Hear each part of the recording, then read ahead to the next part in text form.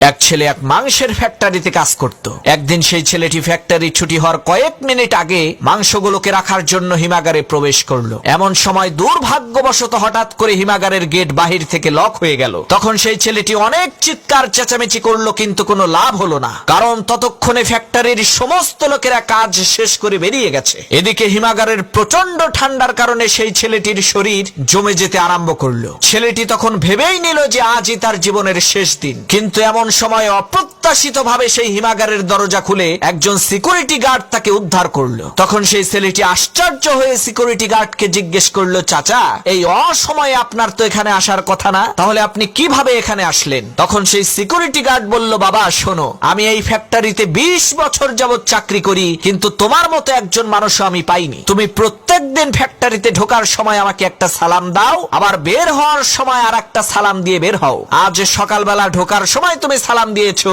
কিন্তু বের হওয়ার সময় তোমার সালামটা আমি পেলাম না। এই রকম তো কখনো হয় না। তাই আমি চিন্তা করলাম, নিশ্চিত তুমি এই ফ্যাক্টরির ভেতরেই আছো। তাই আমি তোমাকে খোঁজা আরম্ভ করলাম। খুঁজতে খুঁজতে এসে দেখি তুমি এইখানে আছো।